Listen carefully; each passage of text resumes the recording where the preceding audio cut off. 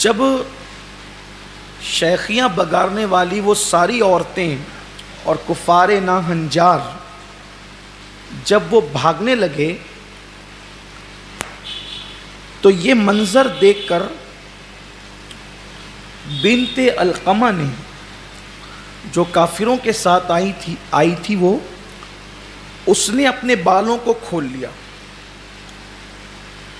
اپنے بالوں کو کھول کر بکھرے بالوں سے، اور زبان حیا اب اس پر بھی خاموش ہے کہ اس نے اور کیا کیا، لیکن صرف اتنا، کافر کیا نہ کرے، کافر کیا نہ کرے اس کا کوئی بھروسہ ہی نہیں کہ وہاں کوئی دین دھرم تو ہے نہیں، اور وہ بھی زمانے جاہلیت کی عورت. تو انہوں نے اپنے کپڑے بھی پھاڑ لی، کپڑے پھاڑ کر بال بکھیر کر انہوں نے مردوں کو لان تان کرنا شروع کیا. اور اس کے بعد جو ہے وہ جب بنت علقمہ کا یہ حال دوسری عورتوں نے دیکھا تو انہوں نے بھی ایسے ہی کچھ کیا اور ان کو گالیاں دینے لگی. جو بدر میں مقتولین تھے ان کے واسطے دینے لگی، ان کی دردناک قتل کی باتیں کرنے لگی، ان کو تانا دینے لگی، ان کی غیرت کو چیلنج کرنے لگی، اپنے بتوں کا تذکرہ کرنے لگی. او نامردو، میدان چھوڑ کر بھاگ رہے ہو، تم اپنے بتوں کے نام پر جان نہیں دے سکتے، کم سے کم جو وہ نہیں مار سکتے تو کم سے کم بتوں کے نام پہ مر ہی جاؤ، تمہارے مقتولین سے جا کر کے مل جاؤ. اس طرح کی یہ باتیں وہ کرنے لگی. اور اس سے جو ہوا کہ وہ جو کافروں کا جھنڈا تھا جو زمین پر گر پڑا تھا، جس کو پچھلے ہفتے آپ نے سماعت کیا، وہ کافروں کا جھنڈا جو زمین پہ گر پڑا تھا اس کو بنت علقمہ نے اپنے ہاتھ میں اٹھا لیا اور پھر کفار فوج کو اس نے ایک مرتبہ پھر جمع کیا. اور جب وہ پلٹ کر کے آئے ہیں تو پھر میدان کا نقشہ ہی تبدیل ہو، یعنی جو ان کے چھکے چھڑائے تھے مسلمانوں نے وہ پھر واپس پلٹ کر آئے. اور پلٹ کر آنے کی پوری داستان اب شہادتوں کے بعد اللہ کی توفیق سے پیش کی جائے گی. جب وہ پلٹے ہیں تو مسلمانوں کو یہ تصور بھی نہیں تھا کہ وہ پلٹیں گے، اور مسلمان تو کام میں مصروف تھے کیونکہ وہ جو مال چھوڑ کر کے کافر بھاگے تھے مسلمان ان کو جمع کر رہے تھے. اب جمع کرنے میں یہ جھکے ہوئے تھے، لڑنے کی پوزیشن میں نہیں تھے، تلواریں نیام کے اندر تھیں، کمانیں کندھوں پہ لٹک چکی تھی. جب یہ پلٹے ہیں تو پلٹنے کے بعد اب انہوں نے مسلمانوں کو سنبھلنے نہیں دیا، اور جب مسلمانوں کو سنبھلنے نہیں دیا تو پھر ایسی دردناک شہادتیں ہوئی ہے کہ آج تک اہل اسلام اور اہل ایمان ان شہادتوں کے احساس سے گویا کہ خون کے آنسو روتے ہیں. ان شہیدوں کے اندر سید الشہداء حضرت سیدنا امیر حمزہ ام رسول حضور علیہ السلام کے چچا، ان کی شہادت بھی ہوئی. آئیے جتنا آپ کا ذوق ہے اس کے مطابق تھوڑی تھوڑی شہادتیں حصول برکت کے لیے پڑھتے ہیں.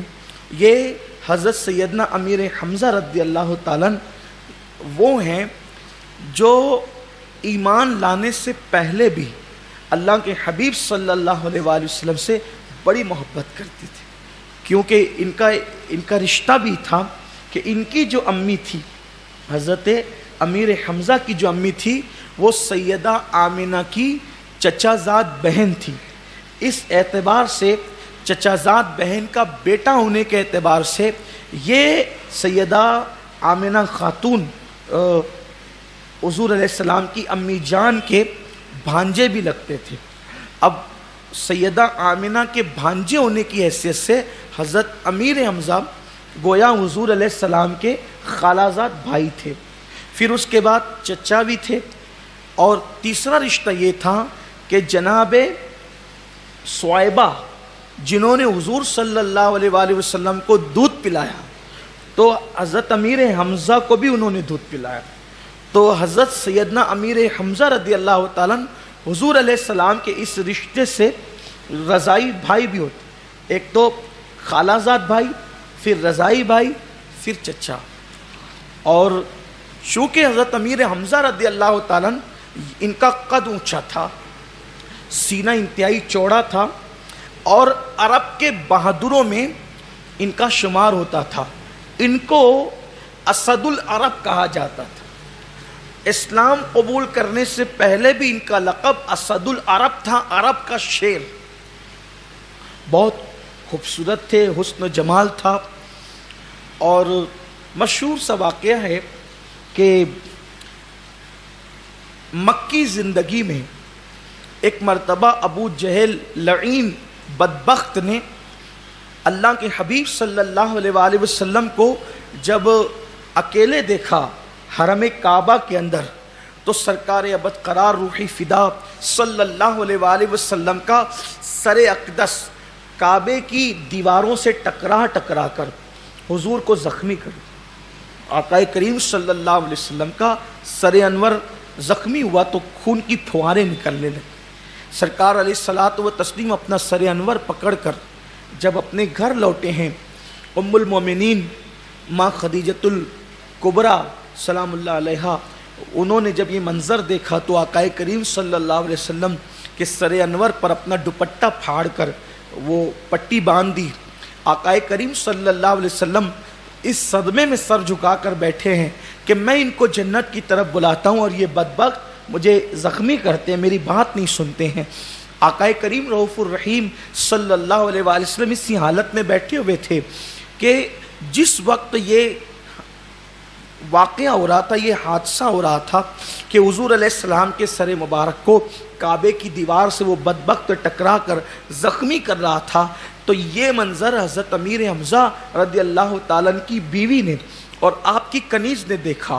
جب حضرت امیر حمزہ اس وقت شکار پر گئے تھے، عرب کا دستور تھا کہ جب کوئی اس زمانے میں شکار کر کے لاتا تو وہ اپنے شکار کو آگے رکھ کے لاتا تاکہ لوگ دیکھیں کہ میں نے کتنا بڑا شکار مارا ہے. تو یہ جب شکار لے کر کے آئے تو انہوں نے بھی شکار آگے رکھا ہوا تھا. ان کی بیوی انتظار کر رہی تھی چوکھٹ پہ کھڑے ہو کر کہ یہ آئے. تو جیسی آئے انہوں نے فاتحانہ شان سے اپنی بیوی کی طرف دیکھا تو بیوی نے غصے میں کہا، اب وہ کیسی مقدس خواتین تھیں کہ آقا کریم صلی اللہ علیہ وآلہ وسلم کی چچی ہونے کی حیثیت سے ان کے دلوں میں کتنا پیار تھا مصطفیٰ جان رحمت صلی اللہ علیہ وآلہ وسلم کا. فوراً کہا انہوں نے کہ تم فاتحانہ شان سے اس طرح شکار کر کے آ کے مجھے بتا رہے ہو، ارے وہ دیکھو تمہارا جو بھتیجا ہے جس کے والد کا سایہ ان کے سر سے اٹھ چکا ہے، ابو جہل لعین نے ان کے سر کو ٹکرا کر ان کو زخمی کر دیا ہے اور تم شکار کرتے پھر رہے ہو. اس طرح کے تانے دیے اور شکار کا کوئی بھی اثر انہوں نے قبول نہیں کیا. اور کنیز نے بھی بتایا کہ ایسا ایسا ہوا. تو حضرت امیر حمزہ نے شکار چھوڑا، سواری سے اترے اور سیدھا مطاف کعبہ میں تشریف لے گئے. وہاں ابو جہل ابھی تک کے شیخی بگارتے ہوئے بیٹھا تھا کہ میں نے ایسا کیا اور ایسا کیا اور ایسا کیا. سرکار امیر حمزہ نے اس کی گردن پکڑی اور پکڑنے کے بعد اس کا سر بھی جیسے بتایا گیا تھا ویسے ہی دیوار سے ٹکرایا، اس کو ایک طرف پھینکا. جب وہ زخمی ہو گیا حضرت امیر حمزہ سیدھا مصطفیٰ جان رحمت صلی اللہ علیہ وآلہ وسلم کے کاشان اقدس پہ تشریف لے گئے. آقا کریم سر انور کو جھکا کر بیٹھے ہوئے تھے. حضرت امیر حمزہ نے فرمایا کہ وہ کہنے لگے کہ اے میرے بھتیجے خوش ہو جاؤ، میرے بھتیجے خوش ہو جاؤ، میں نے تمہارا بدلہ ابو جہل سے لے لیا ہے. حضور نے سر انور اٹھا کر کے دیکھا اور اپنے چچا سے کہتے ہیں چچا میں دشمن سے لیے ہوئے بدلے پر خوش نہیں ہوتا، اگر میری خوشی چاہتے ہو تو لا الہ الا اللہ محمد الرسول اللہ پڑھو اور مسلمان ہو جاؤ. حضرت امیر حمزہ نے کہا تھا اگر آپ کی خوشی اسی میں ہے تو میں لا الہ الا اللہ محمد الرسول اللہ پڑھ کے مسلمان ہو جاتا ہوں. اس دن کے بعد سے حضرت امیر حمزہ رضی اللہ تعالی نے گویا کہ زندگی کا لمحہ لمحہ اسلام کے لیے وقف کر دیا تھا. اتنے بااثر، اتنے طاقتور، اتنے قوت والے شخص کا اسلام قبول کر لینا بڑا اثر انداز تھا. اور ایک تاریخی روایت کے مطابق کہ حضرت امیر حمزہ کا قبول اسلام حضرت سیدنا فاروق اعظم رضی اللہ تعالیٰ سے پہلے ہے. بلکہ جب فاروق اعظم تلوار لے کر کے آئے تو کچھ لوگ جو ہے وہ ڈر رہے تھے کہ کہیں حضور کو نقصان نہ پہنچا دے، تو حضرت امیر حمزہ نے تلوار نکال کر کے فرمایا تھا کہ عمر کیا سمجھتا ہے کہ اگر وہ تلوار لے کر کے آ رہا ہے تو یہاں بھی ہاتھ میں تلوار اور مقابلہ کیا جائے گا.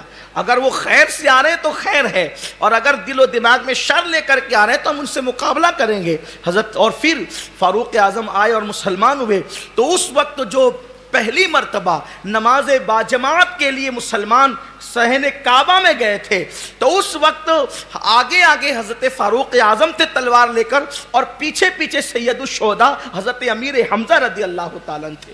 اس شان سے پہلی جماعت ہوئی ہے کہ سیدنا فاروق اعظم رضی اللہ تعالیٰ عنہ کے کردار کے ساتھ ساتھ اس میں حضرت سیدنا امیر حمزہ کا بڑا کردار رہا ہے۔ اور پھر بدر کی جنگ میں بھی پہلے 3 لوگ جو اترے تھے ان میں ایک حضرت امیر حمزہ رضی اللہ تعالیٰ تھے، اور آپ سن چکے ہیں کہ انہوں نے بدر میں کافروں کا کتنا نقصان کیا تھا۔ ایک عورت کے باپ کو اور اس کے بھائی کو قتل کیا تھا حضرت امیر حمزہ نے، اور حضرت جبیر کے رشتہ داروں کو بھی، بلکہ ان کے باپ کو بھی حضرت امیر حمزہ نے قتل کیا تھا۔ حضرت جبیر بعد میں اسلام لائے تھے، تو ان کا ایک غلام تھا، اس کا نام تھا وحشی۔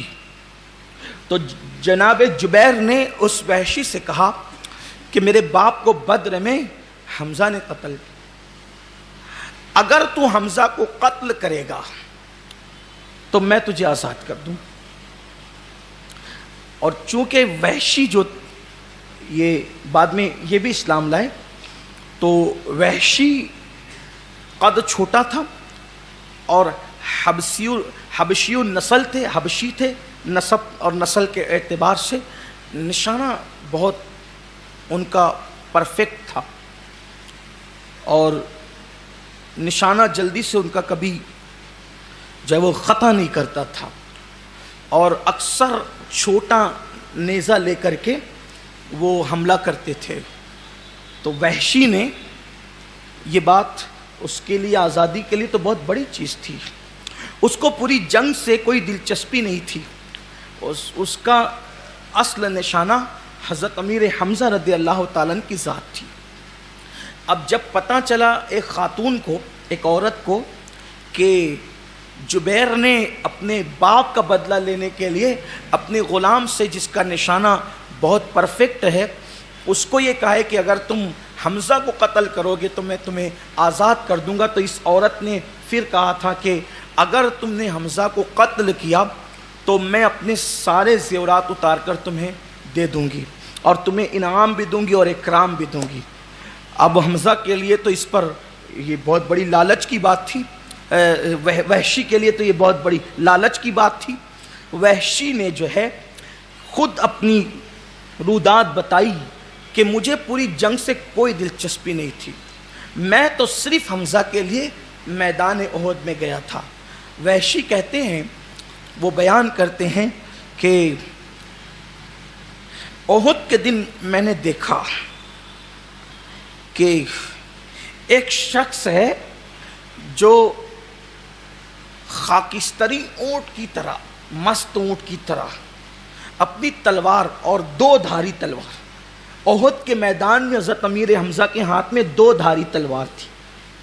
آپ نے 2 دھاری تلوار کا محاورہ تو سنا ہوگا، لیکن یہ 2 دھاری تلوار کا استعمال حضرت سرکار امیر حمزہ رضی اللہ تعالیٰ نے اپنے ہاتھ سے میدان احد میں کیا، اور ان کے جو خود کہتے ہیں جو لوہے کی ٹوپی ہوتی ہے، اس پر آپ نے شتر مرغ کا پر لگا رکھا تھا، یہ نشانی کے طور پر، اور لڑے جا رہے تھے۔